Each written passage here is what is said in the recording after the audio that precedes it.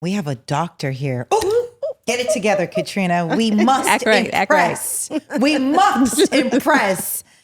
Dr. Cassandra Raphael. Thank you for being here. Thank you very much for inviting me. Absolutely. Can I ask, how long did you go to school for? There's a lot of alphabet letters at the end of your name. Right. MD, Well, MPH. let's see. Yeah. So MD, the medical doctorate, and the MPH is the master's in public health. So after high school, 4 years of college, 2 years of a graduate degree in public health where I did epidemiology, and then medical school for 4 years, and then 3 years of adult psychiatry training and 2 years of child psychiatry training. 13 years. Is that it? I went to college for 8 years and I'm nowhere close to being a doctor. Ask her why she was in college for 8 years. I got my bachelor's in radio and television. Oh, My bachelor's, and it took 8 it years. worked out. 8 years. But it worked out, I got my piece of right? paper, Here you you're are. right. No, I'm working in radio. Right. There you Yes. have it. Congratulations. I'm proud of you. So all that to say, 13 years, amazing. Okay, so can you explain what exactly a child psychiatrist is? Because that is the work that you do. we are clinicians, we're medical doctors, but we work with thoughts and moods and behaviors and helping people overcome the things that they feel somewhat hold them back. Or in my case, I work specifically with children. I also have some adult patients, but my full-time job is working with children. Oh. Yeah. And so, what are kids' jobs? Kids' jobs essentially is to go to school and grow, learn, make sure that their development is on point. And so sometimes we do the work with psychotherapy. Other times we do it with medications. Wow. Okay. So what is the difference between a psychiatrist and a therapist and a psychologist? Good question. So we're all clinicians. Okay. Right. And all of us can do psychotherapy. A therapist can be like a social worker, a psychologist often has a doctorate in psychology, either precisely a doctorate in psychology or a PhD, so a doctor of philosophy, but specialized in psychology.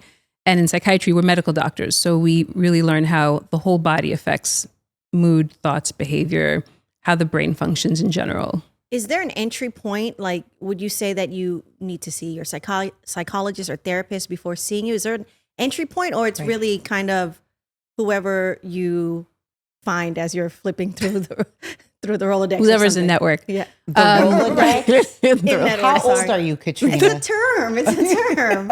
I don't think I've ever had a Rolodex, but yeah, whoever's in network, that's even. Well, that depends on how you go. Like some folks will go to private practice, and if it's a psychologist who has a private practice, then that's who you go to. If it's a psychiatrist, then that's who you go to. But if you go through the hospital system, what often happens, sometimes you can get a psychiatrist up front. Other times you go through a therapist and they just assess for the symptoms, and then they ultimately decide whether or not a psychiatrist would be helpful on the case. Oh, so you need a referral? Yes. Okay. Oh. So a patient couldn't just contact you and be like, I want to see a psychiatrist. They could. Oh, okay. They could. But typically in the hospital system, they go through a therapist first. Wow. Okay, so you need a referral. Do you think that's the right way to In go the about hospital. Well, it varies, right? So it's not always one way. If you're going through the hospital system, it is helpful to know, have somebody assess your symptoms and decide whether or not medications could be helpful. So you get a consultation with the psychiatrist and they will decide if, in fact, the way you're presenting would benefit from medications in addition to the psychotherapy. But if you're going as like a private practice patient, you're reaching out to a psychiatrist, then we talk about it. And, there are cases in which I wouldn't prescribe medication either.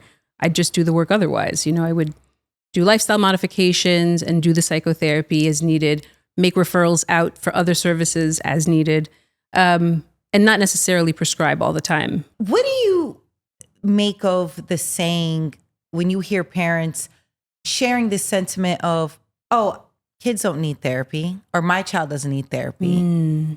How do you react to that? Because I do feel like that has always been a stigma. It still is. Absolutely. Yeah. So how do you have that conversation, especially if you know what's best for the child, right? And you're just like, man, I really wish I could help you out right now. But obviously you have your parent there and they have different views on therapy. Yeah, therapy and even more so medicines. Yes. They're oftentimes very apprehensive. One concern that often presents itself, they say, I don't want the medication to change my kid. And I'm just like, I completely understand that. And that's never the goal, really. And frankly, the medication itself won't change the kid. It's mostly an extra tool, right? That allows you to receive information and make adjustments to your life so that you can actually engage in the process of the behavioral modifications. Frankly, there's some conditions, some mental illnesses that without medicine, it's hard to see an improvement. But there are others that lifestyle modifications are definitely the first modality. Right. Yeah. So is it based off of, I guess, when I'm hearing that and you're trying to explain to a parent, is it maybe chemical imbalance and, you're looking, what is it that needs medication, for example, right? Okay. How do you explain that to someone? Like, hey, this is the science behind it. This is what's going on. And we need this to be able to counteract this. This. Yeah. Right. So how do I approach it with the parent? Like how do you have that conversation, especially if a parent is hesitant about medication? Well, I think by the time they're, coming to see us, they oftentimes acknowledge that something isn't quite, right or as expected. That makes sense. With their kiddo, right? So there's some very specific things that parents will typically gravitate toward. If I'm talking about school, academic performance, parents are just like, yeah, their grades are slipping. I don't know what's going on. I don't know why. They're not really talking about it. You have to, in a way, find what is their buy-in, If they know their kid used to be one way and then all of a sudden they're seeing that the child is changing, then let's talk, let's assess. I may not always, in fact, rarely do I immediately throw medications. I want to get to know the kid. Of course. I want to see, what's important to them, not just the parent, but the child is the patient. And I always say to the kid, we're on the same team. Right. And you are the expert on you. Right. Right. So if you're noticing things that are different, I want you to be able to tell me about them. So you have to allow them to feel comfortable enough to be honest and candid about what their experience is. Yeah. What kind of behavior do children have that would warrant them to want to come and see you? Right. Oftentimes it is that they're noticing that whatever is their performance field. So if it's academics, they'll be like, yeah, no, the grades are dropping. I can't do it. Or if they're losing friends, if they're more isolating, if they're noticing changes in their appearance, oftentimes they might want to talk about that. Those are chiefly the things, how their peer relationships are going, how their relationships with their family members are going, any changes in their physique, if their sleep is not good. Things like that. Typically, kids are like, something's different. Going on, right, and we need to dig a bit deeper. Right. You mentioned medicine. What are other modalities that you would prescribe, if that's the right word, for someone to do? So, the very cliche things are like when we talk about nutrition, we talk about sleep, we talk about exercise. It shouldn't be cliche. It's real. Like they really can help rebalance chemicals. They can, address hormonal changes. Sleep, for example, helps you concentrate. It helps your mood. It's kind of a performance enhancer in and of itself, really. Exercise is the same. So those are things that I wouldn't negotiate. And if somebody has a hard time getting organized around those activities, I help them build it into their schedule because I say, medication may not be your thing or we're not there yet. Let's try this first. Wow. But it does, rely a lot on accountability. So in the setting that I work in now, I can do that pretty easily with patients. I work for a day treatment program, which means that the kids come 5 days of the week. They go to school there and I'm also there and a therapist is there. Wow. Yeah. So we can do pretty intensive things. I'll give them checklists and I say, okay, I want you to try to do this first thing in the morning, put your feet on the ground, fix your bed, get that little win. Yeah. Do you know what I mean? That's right. And that way you've had a productive bit for the day already and kind of carry that same energy into the rest of the day. Right. Changing routines is hard, but it's one of the things that I do with the kids that I work with. That it's really important for discipline, for structure. I want to talk a little bit more about that because I don't know if I really had a routine growing up, to be honest. I just think times were different. I mean, we had to go to sleep at a decent hour and then get up and go to school. But how important is having a routine for children? Oh, structure and routine are paramount. Non-negotiable, basically. Wow. Okay. Maybe I shouldn't say that because I know that some parents are just like, oh, I let them, if they want to sleep at 10 and, and then don't stress. Extreme opposites. They're very structured. We are probably not structured at all. So it's literally two ends of the spectrum. But so help us. yeah. So we can stop arguing about who's right. Yeah. Yeah, and I do think that there's an extent to which you know your kid, right? So if you find that your daughter's becoming dysregulated because her sleep is off, or, you know, you're letting her go to bed at 10, 11 p.m., but she's waking up at 4 or 5, you know she's not slept enough, right? Maybe she'll take a nap in the afternoon, maybe not, but this might impact her mood, might impact whether or not she's willing to learn, you know, things like that. But you'll notice that change, you know, and say, okay, well, maybe we can try something different. So as important as structure is, there's also a lot to be said about being flexible. Right. Right? So ideally a balance of the two works best. That's why, you know, I see patient to patient, right? Because some things work very well for some, other things work for others. Yeah, you know? for sure. So on an individual basis, case by case, but I think overarchingly, I would say structure is important. Just something like, even if it's loose, but just something that identifies, you know, the changes throughout the day or the expectations. I think that's my understanding, is that kids need, the way they find stability is by knowing what to expect. Right. And so that is really the essence of having a routine, Katrina. Amara, my daughter, she's all over the place. No, but you know, it's funnily enough, while it we works for you guys. While we don't have a routine, she knows we're going to wake up, you're going to brush your teeth. Now, it's not at 8 a.m. and you're not going to sleep at 10 p.m., but she knows what to expect when she does wake up. She knows what to expect when it is bedtime. Yeah. And she's pretty chill. So it's worked out. It works out. Yeah, it's worked out for us. But I know once school comes around, which will be this summer, we're going to have to really get in there. Crank it up. Get it together. Yeah, well, you can always start like a few weeks ahead of time. You start saying, all right, so in 3 weeks, you're going to go to school. You're going to have to wake up at this time. So we're going to start going to bed a little earlier. If that means slimming down on the nap time, if Amara takes a nap, then you do that and just try to make sure, you know, tire her out a little bit and establish a bedtime routine. That's also helpful if you're trying to start something different, is just say, okay, we're reading a book, we're, you know, doing a few things, no screens, an hour before bedtime, maybe kind of lets the brain slow down. The screen kind of lets the brain know that it's time to be awake, right? So minimize the screen time an hour before bedtime, do some reading, do quiet activities, and keep following that routine so that she gets accustomed to how things have to be and what time she's supposed to kind of be able to go down. That's good. Yeah, we're talking about school. Like, I'm trying to get her prepared because school's coming up. Like, okay, we're going to go to school. She's like, I'm not ready yet. We'll go later. So I don't know. What's any suggestions or tips on ways I can help her be ready for school? Pre-K. Well, there are things I think that are exciting about school for some kids, not all kids. For some kids, I say, oh, you're going to make all these new friends. And they'll be, oh, yay, that's exciting. We're people to play with. And some kids are like, oh, God, no, I don't want any part of that, you know?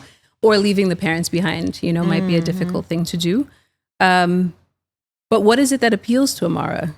Get the buy-in. Friends and fun. So school. Pre-K, this is like... She'll be fun, Right. There's like center time, and you'll get to meet new friends and try different activities. And whatever the things that you know will excite her, highlight those aspects of the day. And yeah, there's also going to be maybe nap time, which you may not like so much if you want to be running around. But you just get your energy up to go back to more playing. Activity's great, because every time I say activity, she perks up. Because it's something different. It's like, oh, we're going to do something. Novelty, it's exciting. You know, get to learn something new. That's why you got to say there's plenty of activities. There's going to be so many day activities. And night at school. We can't wait. Right. What is the, I guess, most common misconception around child psychiatry? So the changing of the kid thing, I think, is something that, like I said, that parents will come in. They'll be like, or my kid's going to be a zombie. You know, my kid's going to be, you know? Yeah. I don't know if I should say that, but I said it. Yeah. So, but that's honestly like they feel like the kid's going to be a shell of themselves. Right. Right. But the idea is to say, okay, look, your kid has these goals, and you as a parent also have certain expectations for your kid. Right. We're having this conversation because something's not going quite as you planned, as they planned. Right. So I understand what's important to you. I have some suggestions. We can try different things and see what works. And I would have to encourage you, like, we're a team. Right. You're kiddo is the captain of the team, right? So we need for them to feel like this is a judgment-free space. And mostly that relationship will come with me, because for the parents will always have their expectations. The kid knows that the parent has expectations, right?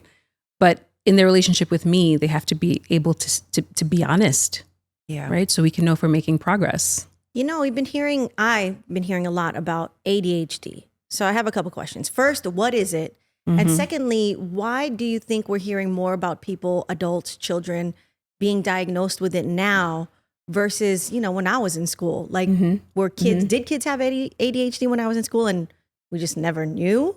So I'm just... Oh, definitely. So ADHD is attention deficit hyperactivity disorder. The H is negotiable, right? Because not all kids are actually hyperactive who have it. There's also an inattentive type. And that's more like the daydreaming kid who might be sitting in class, quiet, the teacher's teaching, and they're zoned out, but they're not disruptive, right? So interesting. They could just be there. But then if you call on them, they're like, what's happening? You know? And so you're realizing with this kid's not really getting it. They're not getting it. And it doesn't mean that they're not bright. Oftentimes they're very bright. In fact, their mind works super fast and they're very creative oftentimes as well. So I think, honestly, the society that we're living in now, as times are changing, I think it becomes less of a thing to have sustained attention, if I'm being very honest, right? Because the screens and just quick, like society in general, everything's quick, everything's moving so fast. So how do you differentiate, okay, this is just, I guess, short attention span, right, versus, okay, we need to give more care for this. Right. So there are other things that go into having ADHD that are lesser known, lesser discussed. The attention deficit is one thing. The hyperactivity, also very remarkable. So not every kid with ADHD actually has the hyperactivity component. Some of them are on the inattentive spectrum where they'll zone out more in class, right? And then they'll dial back in and the teacher will realize, wait, they don't have any idea what I was saying for the last 15 minutes, right? So that's more an inattentive kid, more of a daydreaming kid. The more common symptoms are those. The less commonly known symptoms are the executive dysfunctioning symptoms, which are the emotional dysregulation, time management, planning and organization. Those things can become challenging for young people who have ADHD, for anybody actually who has ADHD. I would say that the screens contribute. Don't at me. But especially when we're talking about social media, right? This is you've curated information that you know is of high interest to you, and you're scanning through it. And you can just read a headline and next topic. Read a headline, next topic. And so you don't really have to dig too deeply into any particular thing. You can just get a headline and keep pushing. So that's right. The sustained attention really isn't practiced so much. I guess what worries me about that, and this is why I do what I do, kids are not reading very well anymore as a consequence, right? Because you have to be invested in a plot, follow the narrative. Sometimes the book is a little slow, sometimes it's a little bit more exciting, but that investment is a little bit harder for them because I think they're a little bit out of practice. Oh, yeah. Honestly. Yeah. In your experience with all the information and just your wisdom, how detrimental are screens for young children? What does that do to their brain? What does that do to their mental health? And do you see the effects of it? Yes. Oh, man. Yeah. So what screens do is that they activate the dopamine in the brain in a way that very few other activities can do. Right? So back in the day, we would go outside, we'd play, we'd run around, get some exercise. That also gives you some dopamine. Right. Accomplishing things, doing a crossword puzzle, word searches, that also, gives you a slower dopamine, but the screen's dopamine is fast and constant. Even in the way that we watch TV. I know. When we were growing up, couldn't stream, right? You had to watch it. And then if there were commercials, you take that 2-minute break or whatever, and then you get back to it. Right. But with the streaming services, for example, you can watch nonstop. Right. And so it's all very engaging information for you. Your brain is like high dopamine. So if don't know if you've ever tried this or if this is even something that, maybe a friend with a young kid, if they're really into the TV and you just turn it off or something, it's a problem. Yeah. Like it can be, they can really react pretty negatively. Oh yeah. To this because it's almost like you're cutting off the supply chain, to the dopamine. So this can be very, very irritable. It could be very, very irritating for the kid. Yeah. And then they're likely to act out sometimes. But in fairness, if you're thinking about communities who are marginalized and maybe the neighborhood is not the safest, a parent knows they're in there with their game. Right. They're safe. They're quiet. They're all right. And they're safe. The safety is like paramount for the parent. Absolutely. So they want, it's hard for them to detach the kid from the game. But in those cases, I say we're going to try other things. So I bring them to my office. I'll do mazes with them, word searches. We'll just work on other things, play Uno, play other stuff, right? To kind of make them realize that there's a sense of accomplishment. There's a sense, and that can give you the kind of dopamine that you're looking for.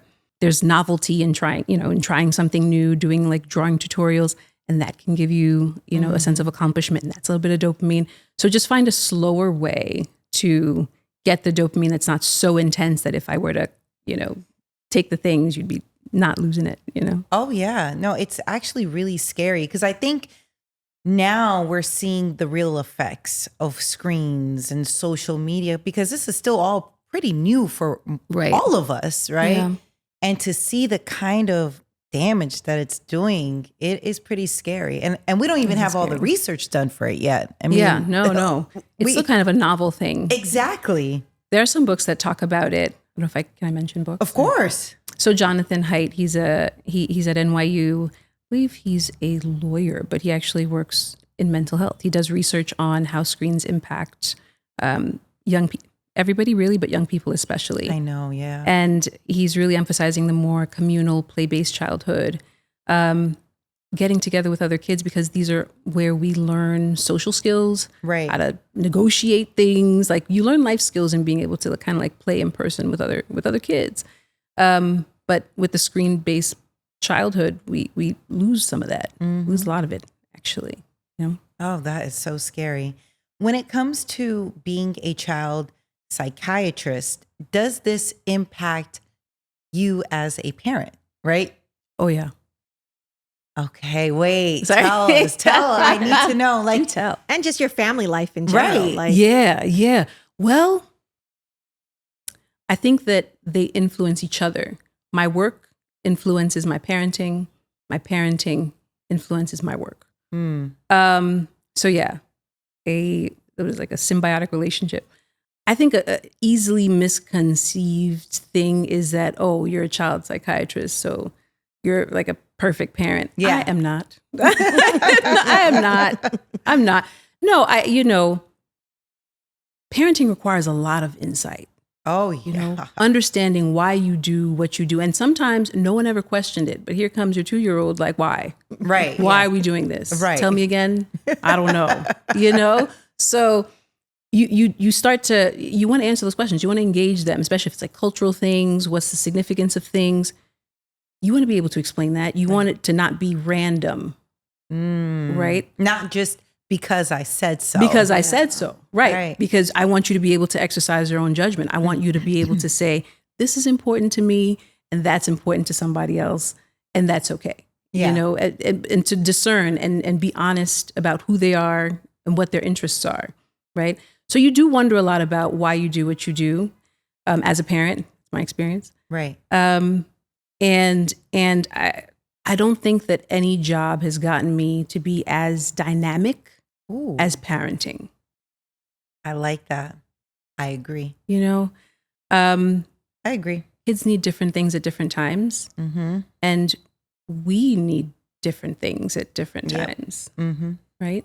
So that also gets us onto the boundaries talk, right? Yeah, the boundaries. How do you implement boundaries, right? Are you in your head a lot of times because you have just incredible knowledge? You have the understanding of the actual science and everything that, I don't know, I just feel like maybe I am judging a bit, but I feel like you probably are a great parent, man. You know, because you know things like, you know, okay, if I do this or that, this could happen. Or, oh, I see my child doing this. Right. That probably means X, Y, Z. I feel like you got a cheat code, to be honest. And a little bit. A little bit, right? Bit. And that's okay.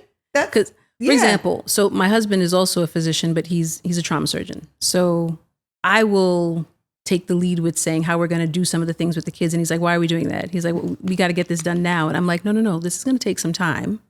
And this is how we're going to go about this. You know what I mean? So, there's a little bit of a cheat code. Yeah. Just a little bit. Come on, man. Us as parents, Nessa's a worrier. I worry too. As a parent, I just started to worry. But Nessa was already worrying before she was a parent. Same. So now when she became a parent, it was like times 100. So Yeah. how do you like try not to worry so much, thinking just this harmless sitting on the couch is going to turn into, I don't know. She breaks her leg and she's just sitting on the couch. Right. I can relate. The anxious parent crew. Yeah. Yes. That is me. Yeah. No, same. So how do you like, does your background or your experience, does it help you not be such an anxious parent? I'm not sure. I think in fact, maybe it's more. It's more. Ooh, yeah. Sometimes I think, I say, oh, if we don't do something about this, then it could become that, you know? And like, I work with some kids who maybe they're having a really hard time. I say, oh yeah, that they went through this as a young one, as a little one. And I'm like, I worry about, same outcome for my kid, course. So yeah, the anxiety is probably a little bit amplified in some ways. And then in other ways, I'm just like, okay, well, these are developmentally appropriate things, where a parent who maybe doesn't have the same skill set will say, is that weird? And I'm like, no, it's cool. Like, give it a little time, or here's how you work around it and it'll be fine. Is there a good way to say be careful? Because I see TikToks like, don't say be careful. Yeah, don't say those stop. words. Don't say no. Right. And you're like, or the be careful thing, because it's like, then you start instilling fear in them. So, right. We're trying to gentle parent. Apparently that's the thing. I don't know if I gentle parent. I don't even know what gentle parenting exactly is, but okay. Well, that's why we're talking to you. Let's do be careful first, then let's go to gentle parenting. Well, the be careful, I think it's non-specific. And that's the criticism of that, because it's just like anxiety inducing. Be careful of what? Right. If I'm driving my car and my husband's like, be careful of what? Right. So, I don't know where I should be looking. But if you say, oh, there's a stone or a stick right there, watch your step. If you give a very specific instruction, then they can follow through timely, hopefully. And then, it's not, they know what they're looking for, right? They're not kind of expecting the unexpected necessarily. There's not just this big blanket. Yeah, like how much of that do we have to pull back? Because everything is be careful. Yeah. So it's like, oh no, you're climbing on the chair. Be careful. You're going to fall. What do you think about saying goodbye to children, right? I always have this guilt as a mom. We're all working moms here. And, man, sometimes it's just easier for me to wait till she's somewhere else. I kind of sneak out. Or I'm hoping Colin can distract our daughter a little bit, like, do a puzzle or whatever. Yeah. And then I kind of just tiptoe. Yeah, go do my work because, we have to work. So, or should I just be honest and just say, hey, I'm going to work. I'm going to leave now and deal with the meltdown. And then I feel even worse because I can't leave her if she's crying like that. But you can. I know, but it's me. I'm the problem. I need to come see you. That's what needs to happen. No. There's an amount of like crying and frustration that this is a normal part of the human experience, right? And you have to learn how to not you, but baby has to learn how to regulate their emotions and how to self-soothe when things are uncomfortable, right? So seeing your parent leave, not fun. Sometimes they will get upset, but eventually with time, you keep coming back and they will appreciate that. I know she's going, not too happy about it, but she'll be back. Yeah. So should I make it a point that I'm leaving? Like, don't drag. Yeah. Don't drag. Don't drag. Really? Yeah. No. So like, hi, okay, mama's going to work. I'm going to see you in a couple hours and hang tight. You can even be more Like, say it- prescriptive even. You can say, all right, why don't we do a coloring page together for 5 minutes? But at the end of the 5 minutes, I'm going to have to go. I'll be back. And when I'm gone, while I'm gone, you'll be with Yeah, you're done. trusted adults. Yeah. Or yeah, you know, and you will take your bath, have your Yeah. dinner. Daddy will read a story. When I come home, you'll already be asleep. So, you know, so that they know not to wait up, you know, Oh, you'll already be asleep. I'll come kiss you. But tomorrow morning, I want you to tell me all the fun you had with Daddy. Oh, that's good. damn, that's good. That's good. That's what on me right now. How would she receive that? No, but You don't think so? Well, she's going to get upset. But again, she's gonna get you gotta upset. But let I her. think if I keep doing that, Yeah. And she's still young. I mean, she's she's only two and a two half. and a half. But the more you do it now, Yes. Yeah, you know, by That's the time good. she's maybe 4 or 5, mommy's going out. Okay. yeah, Because she knows you're coming back. right. And so that be consistently reinforcing, I'm going to come back. I know you probably don't want me to go. I'm going to miss you too. I'm going to miss your hugs. Yeah. When I come back, tell me all about your day. So do they retain that information? Like she's 2.5 years old. Mhm. So if I'm telling her as I'm putting her down to sleep, like, hey, tomorrow morning I'm going to work. I'm not going to be able to see you, but I'll see you at night. Like, can't she, Yeah. is she retaining? She's is holding she, on to it. Yeah. Does she understand what that means for the most part? You said specifically 2.5 years old. Yeah. And at that age, they understand about 10 times as much as they can say. And that's evident by Wow. if you say, oh, go get your blanket, Right. you know, maybe she wouldn't verbalize it quite the same, but she'd come back with the blanket, Absolutely. you Yeah. know? Or if you open up a book and you point to an animal, a dog, Yep. and then she makes a barking sound, Yep. you know? So she may not be able to verbalize the experience quite the way that we would, but that's a marker of understanding, right? So she gets it. Oh my goodness. Yeah. Do you think FaceTiming is helpful? Like, let's say Mm. you're going on a work trip. Do you think that's helpful? Or even let's scale it back. You're gone for the whole day. Like, Yeah. Nessa's been out since 6 a.m. today. Yeah. Like, what do you think? You think that's helpful, or should we just, hey, I'll see you when I get back? It does. I'd say it probably does matter how long you plan to be away. And if it's going to be like a week, then you can say, I'm going to FaceTime you when I get where I'm going. And then we'll do it again, maybe Tuesday night. And, you know, and you set the expectation. That's the point, is to set the expectation so that they know when they can anticipate seeing you, look forward to it. You do something pleasant together. Even if it's through the FaceTime, it could be a song you listen to together or a game you play together, peekaboo, you know.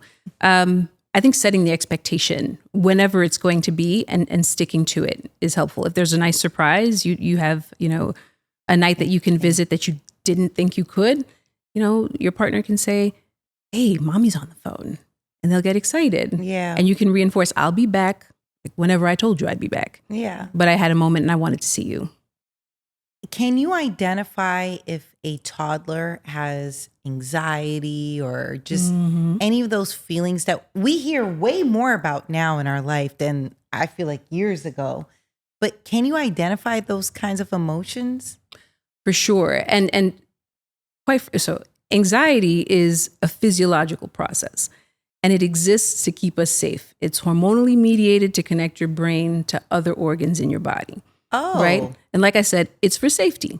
So there are developmentally appropriate anxieties, but if they persist and become like kind of disabling, then it becomes problematic. Right.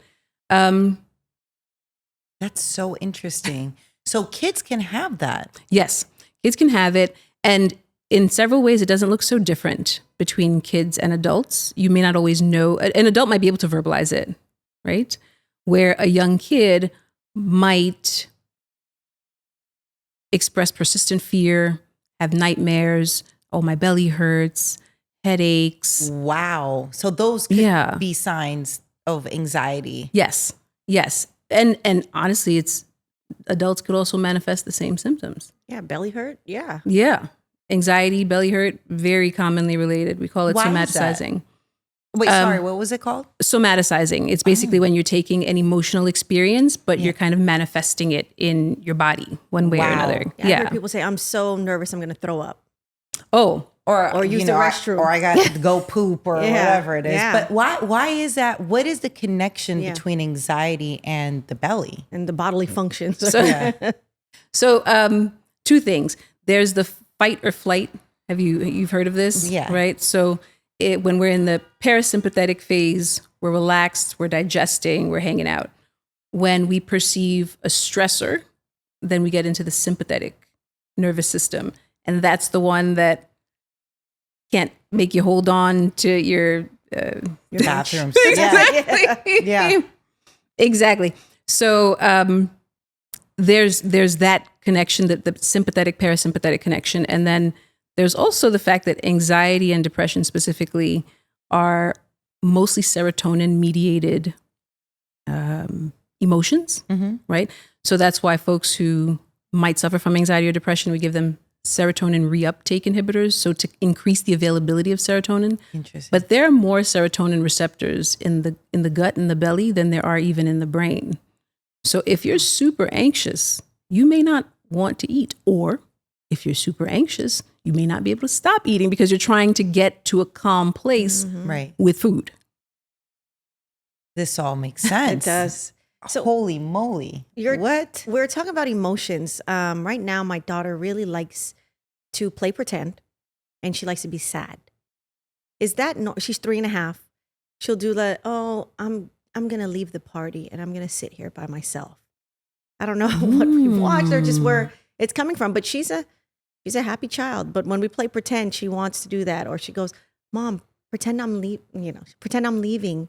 I have to go to work." So she'll do that too. Is this just all normal? Is there something where it comes to a point where I need to sit down and be like, what's up? Well, it feels normal. That's all. asking for alone time. She just barely started doing that. Yeah. Like, let's say she woke up from the nap, we came in. Yeah. Oh, I actually just want to be alone. So we've left it that way. But if we're pretend playing and having a party with her dolls, then she goes, I'm going outside, quote unquote, outside, because I'm sad because the party's over. So she's verbalizing that she's pretending to be sad. Yeah, it's and not then she'll act like, but she's verbalizing it. She wants her dolls to be worried that she left the party and now she's sitting there like this. And she goes, Mom, ask me what happened. First of all, she's going to be a great actress. Yeah, she loves pretend. She's all right. about That's it. She's all amazing. about it. Well, maybe, but she's also trying to Feel the feelings. I don't know. right, feel the feelings and engender certain emotions in other people. This is something that kids need to know that they can do. Sometimes it's adaptive, and other times it's a little bit maladaptive. And the parent's response to it is very important. So in your daughter's case, she wants to pretend to be sad, and she wants to see, how do people respond to me feeling this way? What's appropriate? And your response to her will govern maybe how she approaches a friend who is feeling sad. Okay. You know, Wow. how to pull them in. We are models for them. Right. They're going to do what they see us do. Likewise, if you have a young one having a tantrum and the parent then is also losing it, they're going to say, oh, my parent can't handle my big feelings. Right. Right. But if you're able to remain calm while they're having a hard time, that demonstrates that I'm confident you're going to overcome this. This is not, you know what I mean? This is not bigger than you. Right. I'm just going to be here for support, for safety, but I'm going to let you feel what you're feeling and find your way through it. Yeah, to be honest, that kind of how Amara, right now, she'll cry. Something doesn't go her way. She'll cry. Doesn't cry all the time, but something will not go her way. Then she'll start crying. Then I'll be like, all right, we couldn't do this and this is why. She'll be crying. Okay. After 15 minutes, I'm like, all right, Amara, I told you what happened. Yeah. And she'll say, I just want to cry. So I'll be like, all right. But she's done that. And the first time she said it, I was like, okay, she just wants to get it all out. That's cool. But now it's been like 4 times and she still just wants to cry. So I'm trying to figure out, is there something maybe I should be prompting some sort of response for her to find out, why do you just want to cry? Yeah. Yeah. I mean, and because that's her answer. Like, I just want to cry.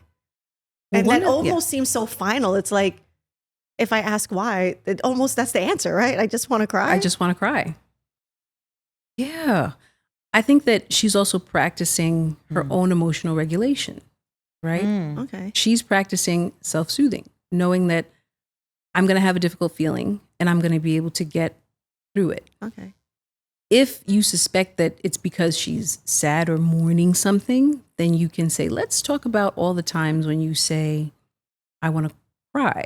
And you have a conversation that kind of helps them to understand why this is happening. Like, why is this the emotion? Why is this what you want to emote, basically?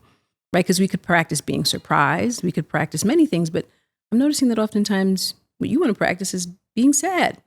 Is there something that you think you're sad about now? Is there something that's bothering you?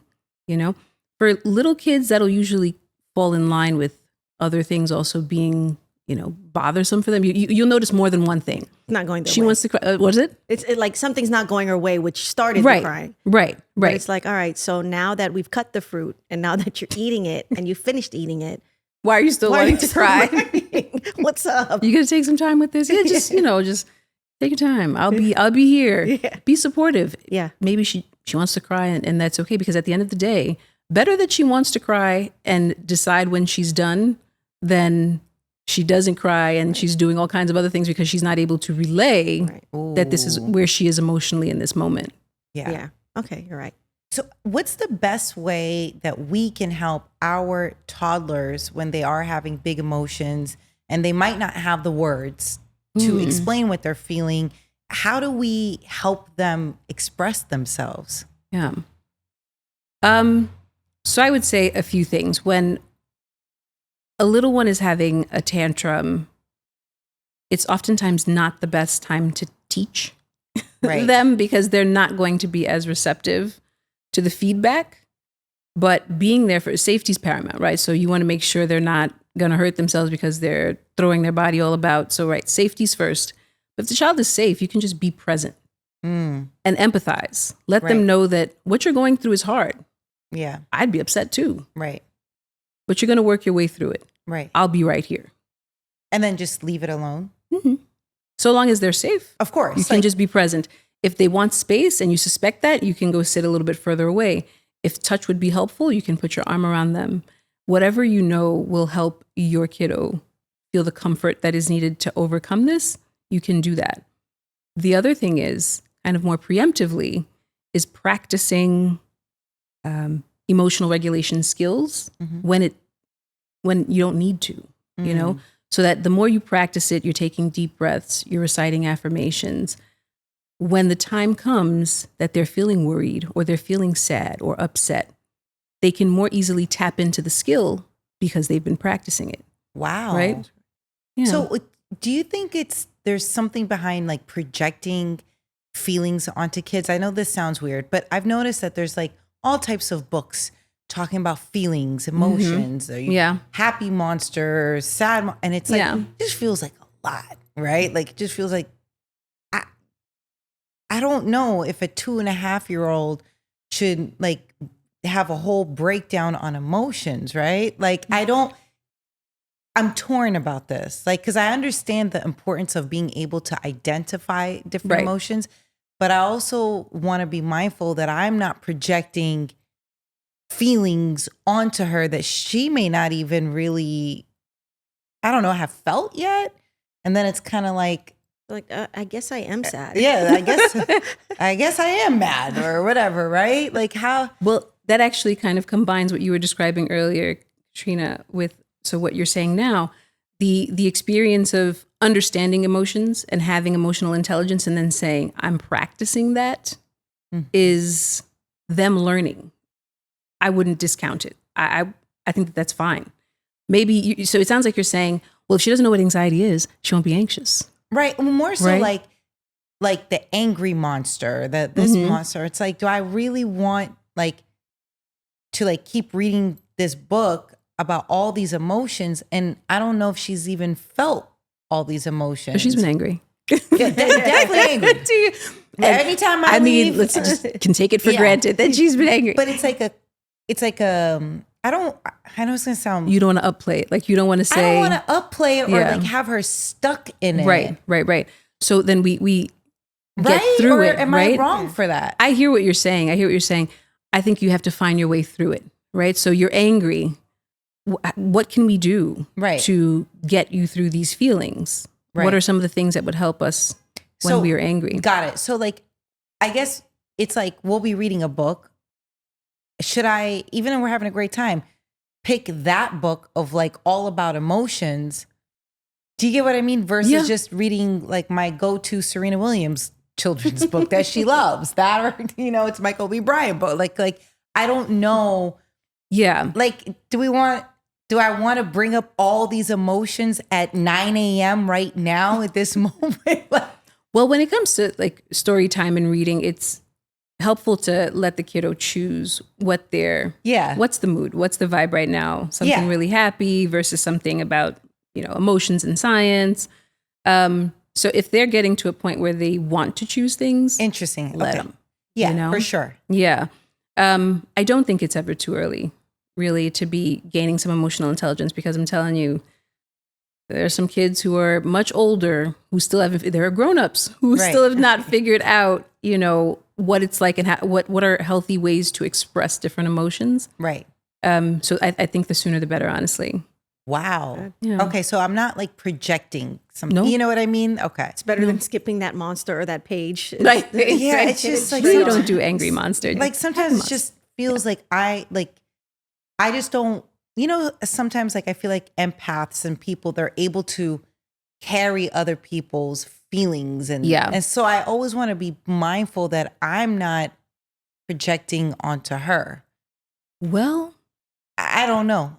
Well, the other thing is also being honest with her about your emotional experiences, you know, to the extent that it's like appropriate and you're not burdening and say, you know, but if you say, oof, mommy had a rough day today. Right. I think if I take some deep breaths, it'll help me calm down and I can move on to the next task. You're modeling the behavior that maybe in the future you'd like for her to show. Right. Yeah. Cause like, then I think we can connect. She can see. Right. Like, oh, okay. Hard day, long day, whatever. I think that just feels more like an example. It's realistic. I don't feel like I'm forcing concepts onto her. Right.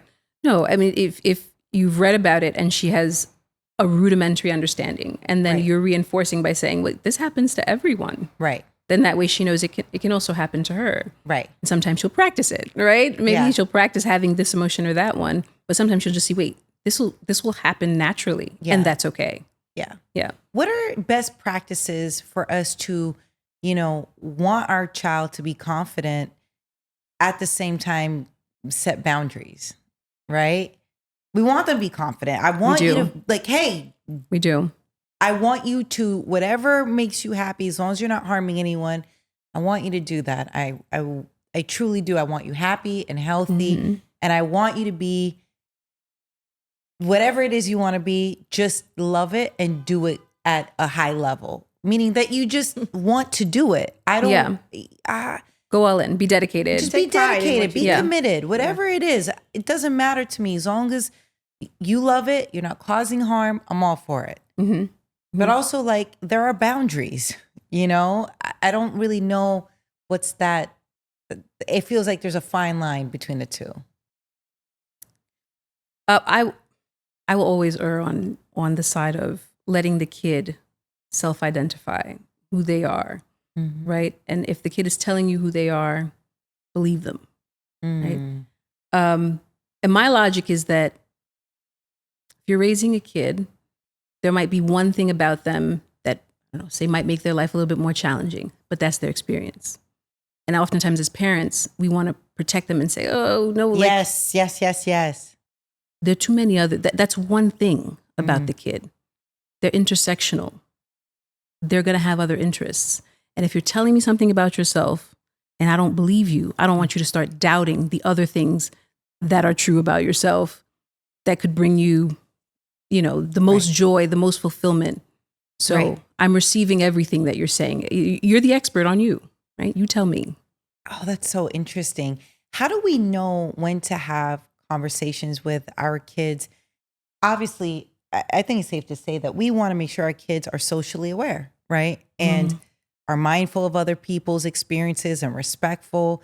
At the same time, again, the idea of me, I don't want to project. And I also want to be appropriate, for her age. Like, what kind of information can she receive? And how have you seen that if exposed to too much information early on, what are the pros and cons? Or if waiting too long, what are those pros and cons? Like, how do we go about making sure that we're being good parents? We're trying to make sure our kids grow up socially aware and respectful while also protecting their innocence? I think that one thing that you, I don't know, alluded to or said directly, affirmations, just being able to, so if your kid says, I love you to you, then they can understand, I love myself, right? Ooh. So if you make time just as part of the routine, before bed, before brushing your teeth, if you're looking in the mirror, say something nice to yourself, even if it was a rough night. Damn, or you might have good. So say something nice to yourself. Good morning. I love you. We're going to have a great day. It's never too late to have a great day. Might have had a bad morning, but the afternoon can still be great. Just say something positive and loving to yourself. No, this is great. Just What is it? the being socially aware, right? Oh, okay. I guess I just don't know how to gauge when it's appropriate, when it's not. Oh, I see. Meaning, Okay. if people are exposed to too much information or kids, does that set them back, or does it help them more the sooner you can start having conversations? I don't know. Is there enough research and information out there to say one way or another to start having those conversations, be it about identity, be it about, the state of the world, poverty, racism, right. all these Right. things that really plague the world and society and its real life. Yeah. There are age appropriate ways to explain things to children. And the fact is, in real time, right now, decisions are being made that might impact them in their life, right? So there are ways to discuss it, certainly, with young children. And I'll say this first, actually. Normalizing various human experiences is, I think, one of the best ways to raise a socially aware kid, right? We look like this. Your friend looks like that. We're both beautiful, So things like that to kind of normalize that everybody gets feelings and everybody has, being kind to people has certain effects, being unkind has certain effects, and that we all share that experience. So I would say that. Okay. And then, I don't know, I also kind of expose my kids pretty early on to various museums, arts, music, languages, things to kind of make them curious about the world. And so to not have too much biases against people doing things differently, because kids learn pretty early on how to, they might start picking friends based on, that kid looks like me. That's going to be my friend, So I think emphasizing that we all have value, that we're all human, that we have different experiences, be they culturally or ethnically, but they're all beautiful and they all have meaning. Yeah. Right. So I start there, and then we do talk about the hardships, the hardships, right? The things that make us sad, right? Those feelings, when you see just horrible things happening in the world, I think it's okay to acknowledge that they're horrible. I guess to me, I always want to be age appropriate, making sure that the information can be retained and what does this mean? And sometimes the conversation is so nuanced and it's you're 2.5. Yeah. So, you know what? There's some really good children's books that we read to Amara. She's very curious. Yeah. She knows about Uncle Colin, what Uncle Colin's done. So, and she's 3.5. What does she say? You've never shared that. Well, because we have a book where they're protesting. Okay. There's protesting. People are holding up signs.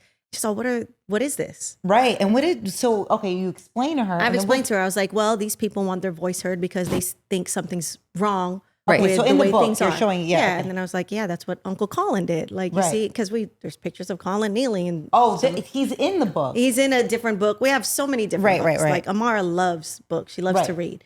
and she's curious. So she asks about it and we tell her. And so when you tell her, what does she say? I'm so curious. She just says, oh, okay. But, it's really about what we do is we try to find how it can relate to her. Got it. Like, oh, this is how it works. This is not how it works. Excuse me. This is how it's been. This is how the world has been working. But you have a voice. People have voice. You have to stand up for people that necessarily aren't getting that are being a fair shake, that are being oppressed in the world. We don't use the word oppressed, but it's like, hey, you got to stand up for what's right. Yeah. So if something's going wrong and you see that, we tell them, we're like, hey, you should say something about it. I'm so curious what she now like. There's a Bluey episode where they protest about a tree stump. Okay, it's really funny, but that's what I'm saying. They have these things for kids. So in the Bluey episode, her dad wants to take the tree stump out, but they're playing with it. Yeah. So her and her sister and her cousin, they link arms and they go, save our stumps. Sorry. And they go, save our stumps. And she's like, what are they doing? I was like, they're protesting. Right. And just that. And then, so I took that, and every time we talk about it, we see it in the books. She's open to it. She's very curious. Mara wants to know what's up. So interesting. So why is Uncle Colin on the back of the shoe? Like what's going on? I'm very curious. I don't know what's going to happen like as our daughter gets older. I mean, of course she knows. She's going to know. Her dad's her favorite person in the whole universe. Wonderful.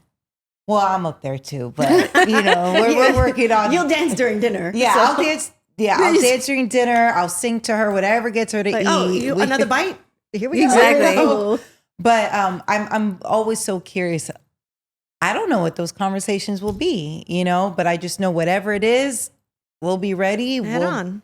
As long as she's safe and good, we could have whatever conversation you'd like and whatever questions that you may have, or, trying to explain to, a young child, hey, why couldn't your father continue his career? Right? Why couldn't he? What does that mean? Like, he was blackballed and those things. So I think about it. I haven't had enough thought yet to figure it all out yet. I kind of just, I'm just always curious. Like, it's going to come. You better get your bullet points ready. Well, that's why we have you here, right? Because we're going to get to that point. But, I hope I have it figured out, but I hope we are leading through example. Yeah. I think that's the most important part, is that. And I just never know.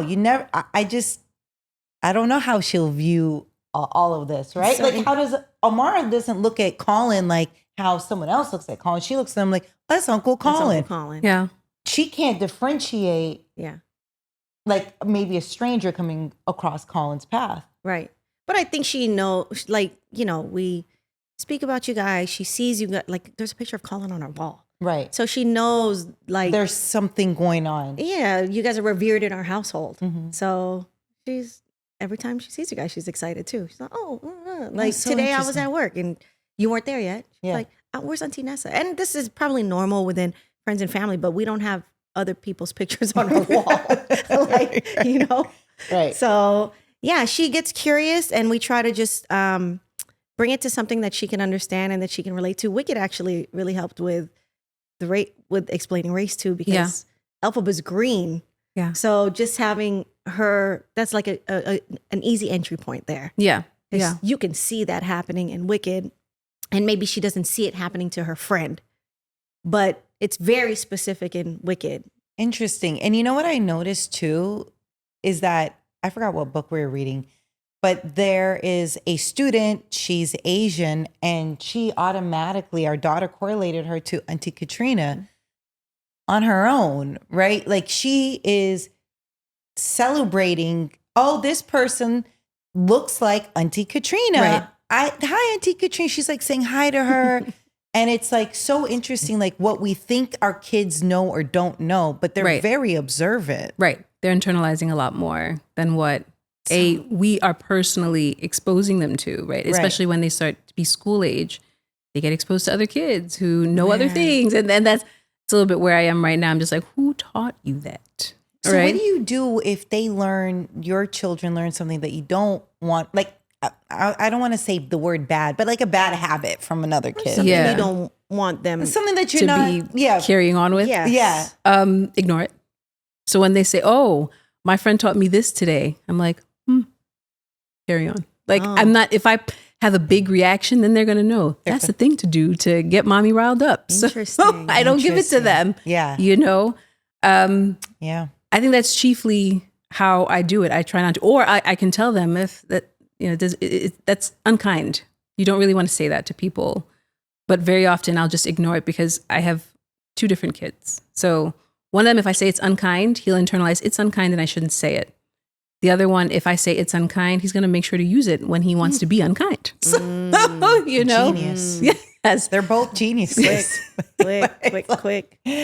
So, you know, if with one of them we can have that conversation, with the other one it's just like, I just have to ignore it. Because I know that if I don't want to perpetuate the behavior, I can't have much of a reaction. Do you get worried about schools in general, right? Like, I don't know, maybe it's I'm a first-time mom. I'm always worried. Again, back to Katrina's point, I was worried. I'm worried now. I don't even know what I'm worried about. But I'm like, gosh, you know, who's around? What are they saying? What are they doing? So how do you prepare for that? Or at least what are the best things we can do as parents to foster, you know, a safe, healthy, prepared environment for our children? And do you have a recommendation on when children should go to school? Again, always being true to oneself, I think, because if your kid knows who they are and they know the values that, you know, matter at home, they will also receive that there are things that other kids might show them or tell them that they can't bring home.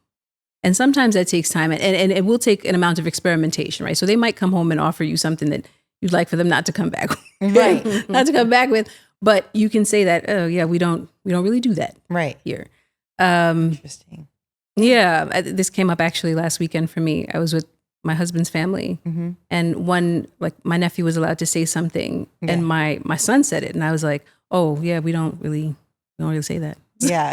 And you correct them, right? In a loving way, of course. But there are ways to express what you're feeling right now, but not like that though. So here's some of the things we can try. What are you feeling? Right. All right. How's another way that you could express that this is how you're feeling without necessarily using that word? Is there a better way to approach? Because right now with Amara, she will see somebody doing something, and I'll be like, "Don't worry about what they're doing. That's their body." Like, or you know, worry about what you're doing. Mind Worry your about business. You. That's what basically mind your business, but a nice way. Like, is there a better way to phrase that? Because that's what I say now, and I'm trying to think of a good example. But it'll be like, why is she I don't know, why is she moving her arm that way? Something I have no idea. And I was like, don't worry about how she's sitting. That's her. Right. Like, what are you doing? Right.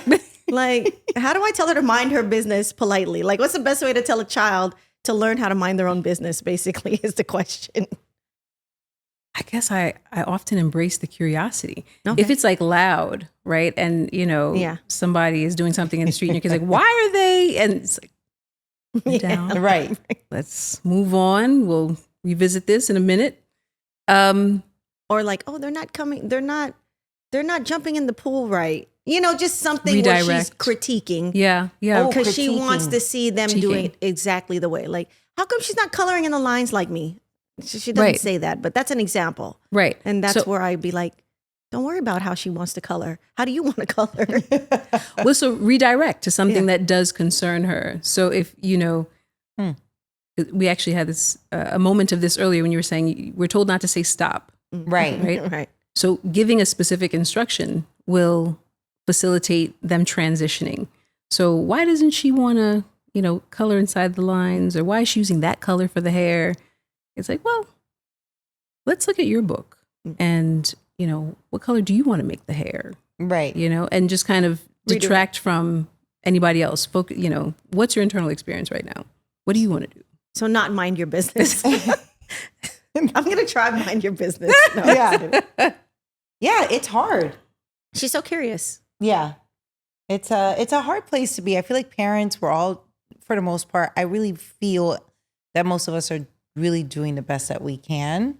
But I think having resources, having doctors like yourself that actually have so much more knowledge to help us is so important. And how do you feel with the current administration coming in and with the changes that we might see, when it comes to mental health or just practices within medicine and I don't know, public safety when it comes to health, like, are you concerned as a doctor? And what are your fears for children who may need the care and the help and the support, and knowing the reality that they may no longer have access to that for whatever reason? Do you have those fears? I do. There are ways in which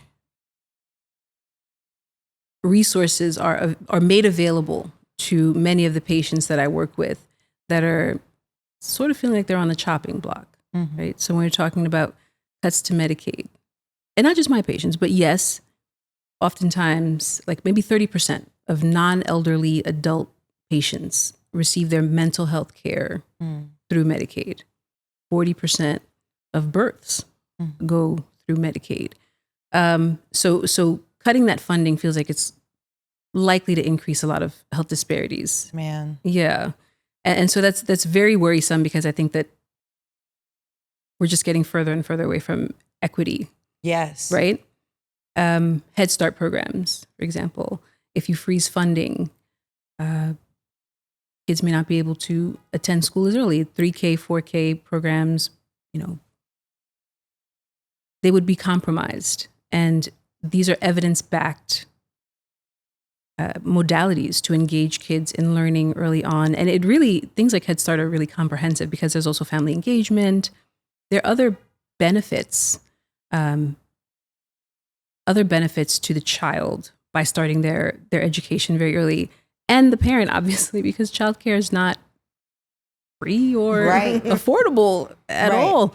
So what are they going to propose as the alternative to Head Start programs or healthcare access through Medicaid? I do worry about that. And I don't think anyone knows, right? Like, I think right now everything's we're in a gray area and we don't really know what the parameters are. But the reality is people are going to be impacted. And the reality is a lot of people will be. And I just think it really sets us back. And it's concerning. And I can't even imagine like being a doctor and having the wealth of knowledge that you have and the experience, and you're just watching so many incredible programs crumble and knowing what that's going to do. And I don't know what to expect. I don't think anyone knows what to expect. Are you bracing yourself for this? Or like, what do you have a game plan? Should we all have a game plan? Preparing your patients. Right. Like, yeah. Can you imagine preparing my patients? That hits hard. I know. I think we're going to have to be mindful of what healthcare delivery looks like, right? If we're reallocating resources, if certain modalities of treatment are no longer available, what do we have left?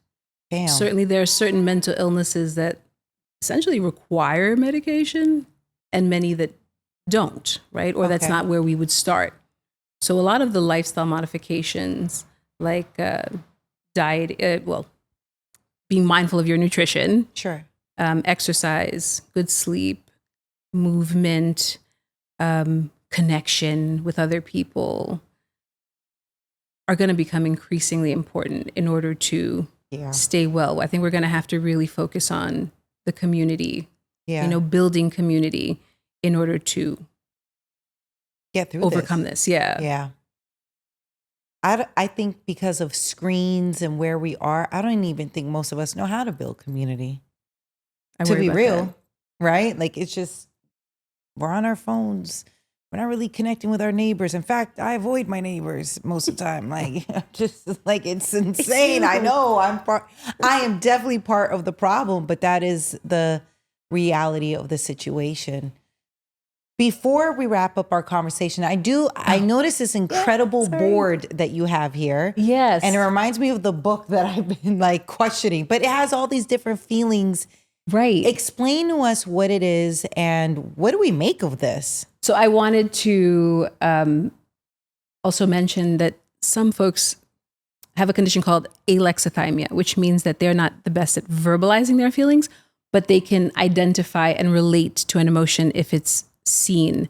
And that's also a very useful place to start with children. Oh. Right? So, so this one happens to be in English and in Haitian Creole. Uh-huh. I work in Central Brooklyn. I have Haitian Creole patients. I'm Haitian American myself. So it was a cool toy. And I thought that it was a nice and also representative way of showing that different people go through different emotions. I love this. But that everybody kind of can experience these emotions. So for a kid who may not be able to identify, I am afraid or I am anxious in this moment, they can find the face and say, I think I feel like this one. I love this. What was that called again? Alexithymia. Alexithymia. Yeah. And even and I brought this one too, just as a counterbalance. So this is a feelings wheel or an emotions wheel. Oftentimes when we're communicating with each other, we say, how are you doing? What's the answer? Fine. Fine. Fine. I'm fine. I'm hungry. I'm hangry. I was like, yeah. So that might actually be on the wheel. So I kid.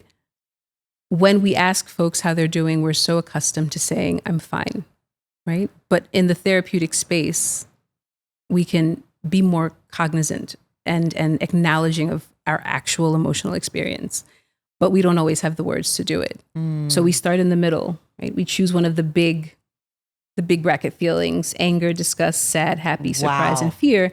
And then we get a little bit more specific until we identify what it is, in fact. I love this. That Katrina, we're feeling. We need this in the studio. Yeah, we need this just for us. Yeah, just for us to communicate. I think this is so good. That's great. Yeah. I actually was going to ask you to, just out of curiosity. Can I order that online? It's like a feelings wheel. How do you feel? How do you feel? Which one? Let's zone in on it. Yeah. Well, interestingly, I have a friend who is an actress, and she said that the first time that she saw one as an adult was in an acting class, because they want you to be able to tap into different feelings, right? So to kind of escape the, I'm fine, I'm good, the one word answer, but to actually kind of dig a little bit deeper. Yeah. And let's pinpoint what we're actually going through and how that's contributing to the day that we're having, right? Yeah, no, that's great. I was going to ask that question about how to get your teen, your 6-year-old, like, not only what would you do today? How was school? Good. Like, how do you feel? Like, is this a great tool for that? Yeah. So oftentimes when I bring my patients into my office, I'll give them a dry erase marker and I give them the wheel. And I'm just like, all right, where are we today? Let's pick a few things. And I always give the caveat, it's possible to feel more than one way at a time, right? So maybe I'm sad and surprised, or I'm angry and fearful. So don't feel like you have to stay in one, one domain. You can expand, and that's great. That's expected. And the purpose of doing that would be what? Emotional intelligence. Come on now. Basically. Come on now. And why is that important? Oh, well, this is something I guess I haven't said this already, but with our little ones, they go through different emotions. Mm-hmm. They have big feelings. And sometimes they feel like, oh, when I have big feelings, mommy gets upset, or, there's some negative outcome. But in truth, it's, again, part of the human experience to have the big emotion. What is more challenging is to decide how we reflect that. What do we do with that feeling? What are things that are okay to do? And what are the things that are not okay to do when we're experiencing those big feelings, and learning to work through that? That is so great. We need to grow up, Katrina. That's what needs to happen. Yes. We need to get more mature. Yes, because that's it. We need the wheel. I'm just on the first four colors, the first 5 colors. I don't expand past that. Okay, so how can someone get more of you? Because, I mean, you're kind. Truly, you've taught Katrina more today than she ever did in her 8 years of college. Yes. Same with me. Same with our entire life. Where can we get more of you? Well, so I'll say this. I also have a radio show that I co-host with my husband. It's called The Trauma Code. We talk about medicine and public health and how that intersects with culture and current events. I love that. Yeah, so it's pretty fun. And one thing that I'm looking to do at this moment is to so I have a curriculum. It's called The Facts on Feelings, where it's designed for adolescents to learn emotional intelligence and to develop skills to manage difficult emotions, emotional regulation skills. And I'm thinking about turning that into a book. So I think hopefully I'll get that off the ground, and, you know, I can make at least from a public health perspective. Oh, yes. Anyway. And then eventually a private practice. Oh, yeah. We'll be there. We will support. We will do what we have to do, because the information you shared with us today and just your whole demeanor, it's so caring, clear, Yeah. firm. And I don't know, I feel like you just care and you want people to be okay, you know? And I just think that kind of, I don't know, that kind of aura is so rare nowadays. So whatever we can do to support and to encourage you on this journey, we are there. So And private consultations, how do they get a hold of you if you want to? if someone wants to book you now, They want to see you. They They're want like, to "We've schedule had-" an appointment. Yeah. Okay. So the job I work through now, you'd have to have a referral. Right. But when I get my private practice off the ground, then I'll be more widely accessible. Mm-hmm. For now, I suppose people can follow me on LinkedIn. And then once I open my private practice, it'll be Perfect.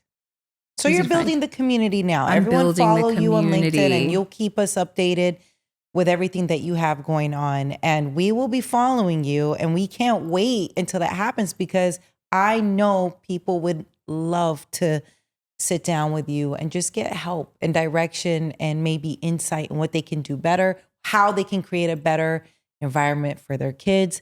Because I do believe truly in my heart that parents want the best for their kids and will desperately do anything to make it happen, even if they have to have the, you know, a real moment of self-reflection and being accountable and what they can do to be better for their kids. Like, I think we can. I mean, Katrina, she doesn't eat a brownie every morning because she wants to set a good example for her daughter. True. I don't think this could have happened without her daughter, to be honest. It's true. I've been emotionless my whole life, but now I'm allowing Amara to experience all her emotions, and I'm trying to be there for her and experience mine at the same time.